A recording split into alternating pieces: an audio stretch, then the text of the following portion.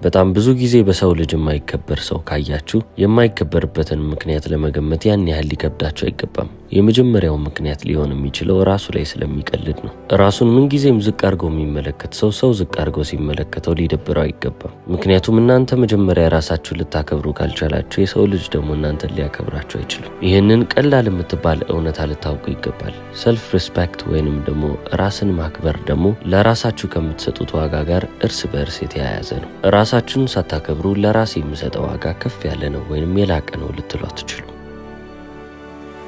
አሁን ራስን ማክበር ወይንም ለራስ ትልቅ ዋጋን መስጠት ምን ያህል ጠቃሚ እንደሆነ የምታውቁት በህይወታችሁ የምትፈልጉትን ነገር ማግኘት ሲከብዳችሁ ነው። የዛኔ ዞር ብላችሁ ለምንድን ነው ይሄ ነገር እየተሳካልኝ ያልሆነው ብላችሁ መጠየቃችሁ አይቀርም። የማኒፌስቴሽን ትርጉም እንዳለ ሆኖ ግን አንድ ሰው ማኒፌስት ላርግ እያለ ማሰብ ሲጀምር ምንም አይነት ቴክኒኮችን ቢጠቀም ምንም አይነት አፌርሜሽን፣ ሬፒቲሽን ወይንም ደግሞ ሰብኮንሽስ ፕሮግራሚንግ ላርግ ቢል ለራሱ ካስቀመጠው ክብርና ለራሱ ካስቀመጠው ዋጋ በላይ በፍጹም ከፍ ሊል አይችልም። ሰልፍ ወርት ወይንም ደግሞ ለራሳችሁ የምትሰጡት ዋጋ ልትሄዱበት የምትችሉት የመጨረሻው ከፍታ ነው። ለምሳሌ እናንተ ክፍላችሁ ውስጥ ናችሁ ልበል። አፓርትመንት ውስጥ የምትኖሩ ከሆነ እናንተ ክፍላችሁ ውስጥ ዘላችሁ የፈለገ ላምልጥ ብትሉም ሲሊንጉ ጭንቅላታችሁን መምታቱ አይቀርም። የላይኛው ክፍል ወለል እናንተን እየመታ ያስቸግራችኋል። ከዛ ክፍል ልትወጡ አትችሉም ማለት ነው። ሰልፍ ወርት ወይንም ደግሞ ለራሳችሁ የምታስቀምጡትም ዋጋ ልክ እንደዚህ ሲሊንግ ነው። እናንተ እንደዚህ ነው ዋጋዬ፣ ይሄ ይገባኛል ብላችሁ እንዳስቀምጣችሁት ይሆናል እንጂ መቼም ቢሆን ከዛ በላይ አይሄድም።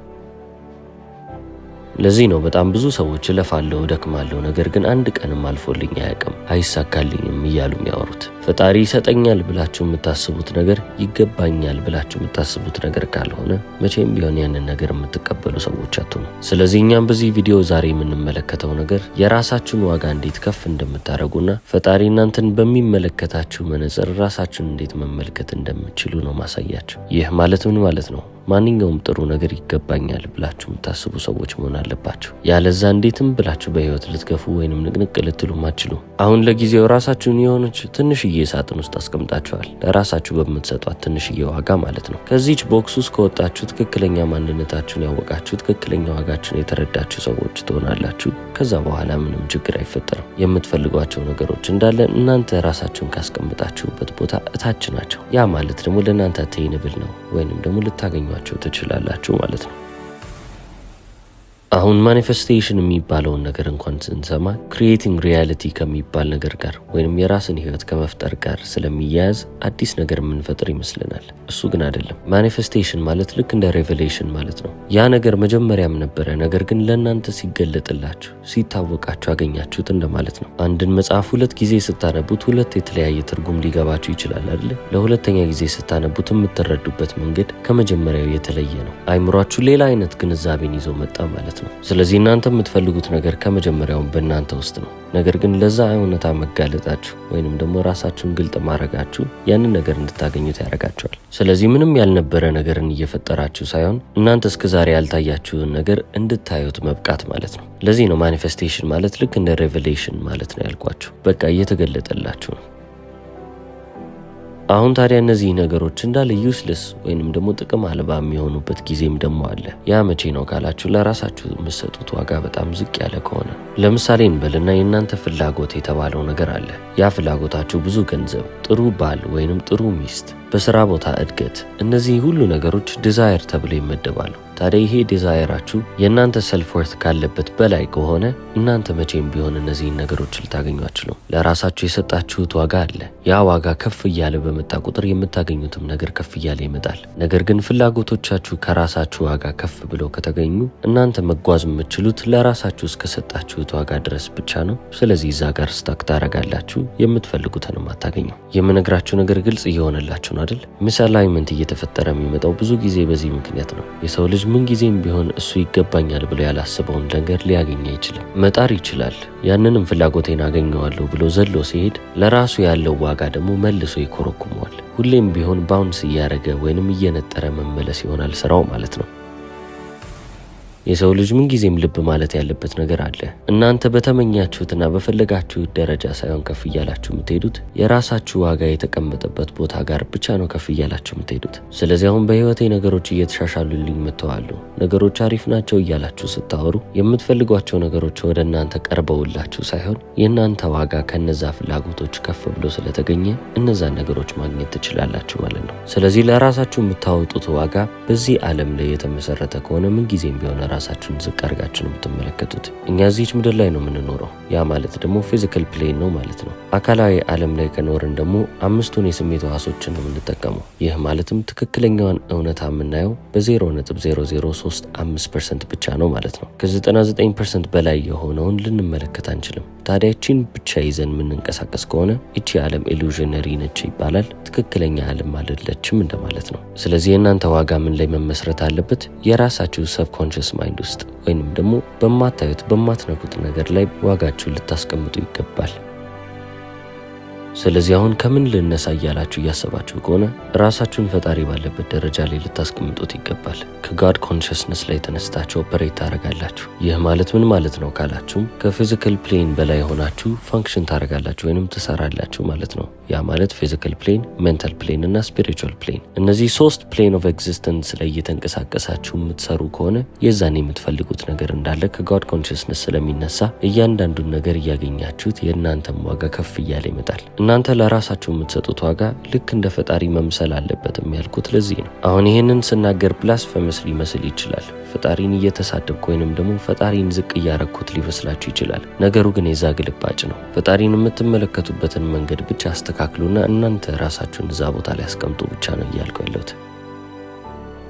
እናንተም ጥያቄ ይኖራችኋል። ያ ማለት ምን ማለት ነው ትላላችሁ? ፈጣሪን ሌብል የምናረግበት ወይንም የምናስቀምጥበት ነገር አለ። ሃይስት ፎርም ኦፍ ኮንሽስነስ እንለዋለን። የኮንሽስነስ ሁሉ ከፍታ ላይ ነው የሚገኘው። ያ ማለት ደግሞ ኢሉዥን ብለን ከምናስባቸው እውነታ መስለው እውነታ ካልሆኑ ነገሮችም የበለጠ ነው ማለት ነው። ስለዚህ የእናንተንም ኮንሽስነስ አሳድጋችሁት ከፍ ያለ ደረጃ ላይ ስታደርጉት ምን እያደረጋችሁ ነው ማለት ነው? በመልክ መፍረድ አቁማችኋል ማለት ነው። ይቺ ዓለም የምርም እንዳልሆነች ታውቃላችሁ። ሁሉም ነገር ኢሉዥን ነው። ስለዚህ በመልክ አልፈርድም ትላላችሁ። ይህ ማለት ምን ማለት ነው? እዚህ ምድር ላይ እናንተ ምንም ብር ባይኖራችሁ ድሃ ብትሆኑ እንኳን ይህ ነገር የእናንተ እውነታ እንዳልሆነ የተገነዘባችሁ ናችሁ። በመጀመሪያው መነጽር ግን ዓለምን እየተመለከታችሁ ቢሆን ምን ይፈጠራል?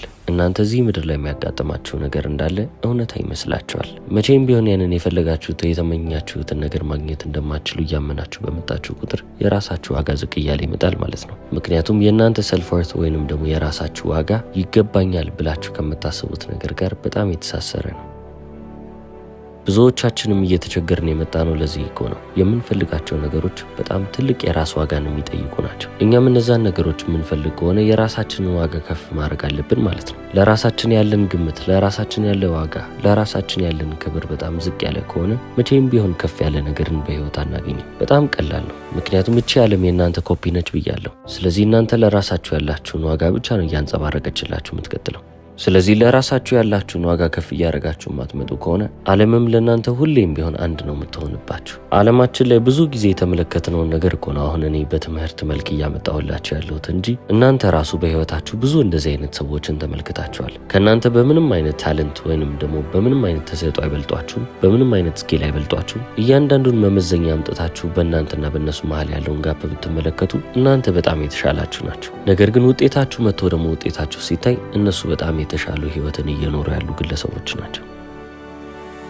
አሁን ታዲያ በዚህ ሰዓት ላይ ሁላችሁም ጥያቄ ትጠይቃላችሁ። ይሄ ሰውዬ ከኔ በምንም የማይሻል ከሆነ ለምንድን ነው ከኔ የተሻለ ህይወት ሊኖር የቻለው? ለምንድን ነው የሚፈልገውን ገንዘብ እሱ እያገኘ ያለው ትላላችሁ። እነሱ አትሊስት በውስጣቸው ይሄ ነገር ይገባኛል ብለው ያመኑና ያረጋገጡ ሰዎች ናቸው። ልዩነታችሁ እዚህ ጋር ነው። ምንም ያህል በእናንተ መነጽር እነሱ አይገባቸውም፣ ምንም የሚያውቁት ነገር የለም እንኳን እያላችሁ ብትወቅሷቸውም እነሱ ግን በራሳቸው ዓለም ውስጥ ይሄ ነገር የኔ ነው፣ እንደውም ከዚህ በላይ ይገባኛል ብለው የሚያስቡ ናቸው። ለራሳቸው ያላቸው ዋጋ በጣም ከፍ ከማለት የተነሳ የሚፈልጉትም ነገር ወደ እነሱ ከመሮጥ ውጭ ምንም አይነት አማራጭ የለውም። እናንተ የምትፈልጉትን ነገር ታሳድዳላችሁ፣ የምትፈልጉት ነገር ደግሞ ወደ እነዛ ሰዎች ይሄዳል። ለእናንተ በጣም ብርቅ የሆነባችሁ ነገር ለእነሱ ኖርማል ወይንም የተለመደ የሚባል ነገር ነው። ምክንያቱም ፍላጎቶቻቸውን ወደ ታች ዝቅ ብለው የሚያዩ ሰዎች ናቸው እንጂ ወደ ላይ ቀና ብለው ላሳደው የሚሉ አይደሉም። ፍላጎቶቻቸውን ዝቅ ብለው ወደ ታች እንዲመለከቱ ያደረጋቸው ነገር ምንድነው? ሰልፍ ወርት ወይንም ለራሳቸው ያላቸው ዋጋ። እናንተን ግን ተቃራኒ መቀመጫ ላይ ያስቀመጣችሁ ነገር ምንድን ነው? ቀና ብላችሁ ነው ፍላጎታችሁን የምትመለከቱት። ምክንያቱም ፍላጎቶቻችሁ ከራሳችሁ ዋጋ በላይ ሆነውባችኋል። ብርቅ የሚባለውንም ቃል እኮ የተጠቀምኩት ለዚህ ነው። የራስ ዋጋችሁ እዛ ደረጃ ላይ መድረስ ስላልቻለ ወደዛ ቀና ይልና ይመኛል። ያንን ነገር ልክ እንደማይታይ እንደ ተአምር ከስንት አንዴ እንደሚገኝ ነገር እንመለከተዋለን። በድህነት ውስጥ ያደገ ሰው፣ የራሱን ዋጋ ዝቅ ያደረገ ሰው ለዚህ ነው ብር ሲያይ መንሰፍሰፍ የሚጀምረው። በቃ ለሱ ብርቅ የሆነበት ነገር እሱ ነዋ። ገንዘብን ከራሱ ዋጋ በላይ አድርጎ ለመራመድ ዝግጁ የሆነ ሰው ስለሆነ መቼም ቢሆን ገንዘብን የሚያገኝ ሰው አይሆንም። ይህ በድህነት ውስጥ ያለ ሰው ሁሌም ቢሆን ፍላጎቱን ለማሳካት ሲል ወደ ላይ እየዘለለ ሲመጣ የራሱ ዋጋ እየኮረኮመ ይመልሰዋል። ያ ራሱን ያልገደበው ሰው ግን እነዚህን ፍላጎቶች ለማግኘት ሲፈልግ ወደ ታች ነው የሚመለከተው። ምክንያቱም እሱ ኦልሬዲ ከፍታ ላይ ቁጭ ብሏል። ወደዳችሁም ጠላችሁም የሰው ልጅ አምላክነቱንና አምላካዊ ባህሪውን አውቆ የሚራመድ ከሆነ መቼም ቢሆን ሊወድቅ የሚችል ሰው አይሆንም። ምክንያቱም ኦፐሬት የሚያደርግበት ህይወትን የሚመለከትበት መንገድ በፈጣሪ ሌቭል ኦፍ ኮንሽስነስ ላይ በመሆን ነው። ይሄ ደግሞ በጣም የተወሳሰበ ነገር እንዳይመስላችሁ። የሰው ልጅ ፈጣሪን ወክሎ የመጣ ፍጥረት ነው። በፈጣሪ አምሳያ ተፈጥረናል ሲባል እኮ ልክ እንደዚህ ነው። ታብሌት ውጣችሁ ታውቃላችሁ? ትንሽዬ መድኃኒት ካፕሱሏን ስትከፍቷት ወይንም ያቺን መድኃኒት ስትከፍቷት በውስጧ ያለችው ትክክለኛ መድኃኒት አለች። ከላይ ያለው ላስቲክ ነገር ወይንም ደግሞ ታብሌቱ እቺ በእጃችሁ የምትይዟት ነገር መድኃኒቷን አቅፋ የምትይዝ ቦዲ ነች። ስለ ሂውማኒቲና ስለ ፈጣሪም ስታስቡ ይህን እንድታስቡ ነው የምፈልገው። እናንተ ኪኒኑ ብትሆኑ በኪኒኑ ውስጥ ያለችው ትክክለኛዋ መድኃኒት ፈጣሪ ነው። ስለዚህ ፈጣሪ እናንተን ተመስሎ መጣ ማለት ነው። እኔ ዮምዩ ነኝ፣ ስለዚህ ፈጣሪ ዮምዩን ሆኖ መጥቷል። እከሌ አቤል የሚባል ሰው ከሆነ ፈጣሪ አቤልን መስሎ መጥቷል። ያ ማለት ግን ሁላችንም ተመሳሳይ የሚባል ኮንሽስነስ ደረጃ ላይ እንሆናለን ማለት አይደለም። ምክንያቱም ፍሪ ዊል ወይንም ነጻ ፈቃድ የሚባለውም ነገር ደግሞ የሚመጣው እዚህ ጋር ነው። እኔ ራሴን ፈቅጄ ባስቀመጥኩበት የኮንሽስነስ ደረጃ ላይ ራሴን አስቀምጣለሁ። አቤል የተባለውም ወይንም ማንኛውም ግለሰብ ደግሞ ራሱን ፈቅዶ ባስቀመጠበት የኮንሽስነስ ደረጃ ላይ ይቀመጣል። ዘሩን ዘራ ነው ማለት ነው። ለራሳችን የምንፈልገውን የራሳችንን ዋጋ መርጠናል። ለምን? ኮንሽስነስ ስቴታችንን ስለመረጥን። ሜንታል ስቴታችን እዛ ላይ ስለሆነ ዘሩ ተዘርቷል ማለት ነው።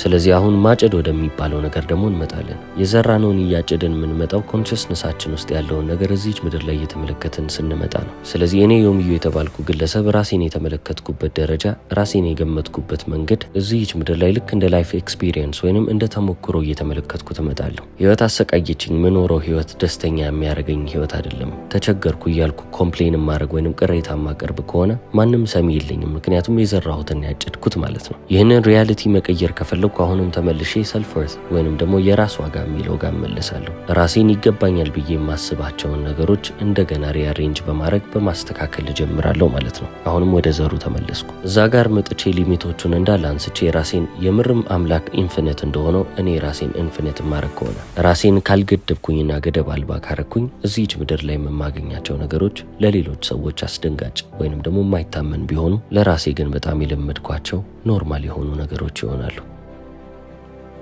እስቲ አስቡት፣ ቢሊዮነሮች ጠዋት ሲነሱ ተጨማሪ ገንዘብ እሰራለሁ ብለው የሚያስቡ ይመስላችኋል? ገንዘብን እኮ ከምንም አይቆጥሩትም። ገንዘብ እሰራለሁ ብለው መነሳት ካቆሙም በጣም ረጅም ጊዜ ሆኗቸዋል። ነገር ግን አሁንም ገንዘብ የሚባለውን ነገር እናንተ ስታሳድዱ ያ ገንዘብ ወደ እነሱ እየሮጠ ነው የሚሄደው። ማንነታቸው በጣም ከፍ ከማለቱ የተነሳ የእነሱ ዲዛየር በሙሉ ከዛ ማንነት ስር ይሆናል። ካሉበት ቦታ ላይ ደግሞ ዝቅ ብለው ያሉትን ነገሮች መውሰድ ለእነሱ ከባድ የሚባል ስራ አይደለም። ለዚህ ነው በውስጣቸው ያለውን ኢንፊኒት ፓወር ፈልጉ እያልኩ ማስረዳቸው። መጽሐፍ ቅዱሱ ላይ እኮ ተቀምጦላችኋል። ራሳችሁን መርምሩ፣ ራሳችሁን ፈትኑ፣ ወይስ ምናልባት የማትበቁ ባትሆኑ ኢየሱስ ክርስቶስ በእናንተ ውስጥ እንዳለ አታውቁምን ብሎ ይጠይቃል። ይህ ምን ማለት ነው? ክርስቶስ የሚለው ነገር እንዴት ነው ዲፋይን የተደረገው ካላችሁ መጽሐፍ ቅዱስ የእግዚአብሔር ኃይልና የእግዚአብሔር ጥበብ ብሎ ነው ዲፋይን ያደረገው። ይህ ማለት ደግሞ በኳንተም ሜካኒክስ ኢንፊኒት ሶርስ ይሉታል። ይህንን ተመሳሳይ አስተምህሮት በቡዲዝም ውስጥም በሂንዱይዝም ውስጥም ትመለከቱታላችሁ። ቡድሃና ክሪሽና እያሉ ሲያስተምሩ ያንን ከፍተኛ ሌቭል ኦፍ ኮንሽስነስ እያመለከቱ ነው። ለዚህ እኮ ነው ክርስቶስ በእኔ የሚያምን እኔ የማደርገውን ስራ እርሱ ደግሞ ያደርጋል፣ ከዚህም የሚበልጥ ያደርጋል ያለው። ማንኛውንም ክርስቲያን ብሎ የሚያምነውን ሰው ብትጠይቁት አሁን ይህንን ነገር መረዳት ይከብደዋል። እንዴት ነው እኔ ከአምላክ በላይ ላደርግ የምችለው ይላል። ክርስቶስ እያለ ያለው ነገር ግን በጣም ግልጽ ነው። በእኔ የሚያምን ካለ እኔ ባለሁበት ኮንሽስነስ ስቴት ላይ ያለ ሰው እኔ የማደርገውን ነገር ከኔም በላይ ያደርጋል ይላል። አሁን በጣም ኢንትረስቲንግ የሆነ ፓርት ላይ ደርሰናል። እኔ ወደ አብ እሄዳለሁና አብም ስለ ወልድ እንዲከብር በስሜ የምትለምኑትን ሁሉ አድርገዋለሁ። ማናቸውንም ነገር በስሜ ብትለምኑ እኔ አደርገዋለሁ ይላል። ይህ ማለት ምን ማለት ነው? ኢየሱስ ክርስቶስ ፈጣሪ ወይንም ደግሞ አላህ፣ ቡዲስትም ከሆናችሁ ቡዳ ወይንም ደግሞ ክሪሽና እያላችሁ ስለለመናችሁ ብቻ የምትፈልጉትን ነገር አታገኙ። በስሜ ለምኑ ሲል እኔ ባለሁበት ኮንሽስነስ ስቴት ላይ ኑ፣ የዛኔ ሁሉንም ነገር ታገኛላችሁ፣ ምንም አይጎልባችሁም ነው። ክርስቶስ እኔ ያደረግኩትንም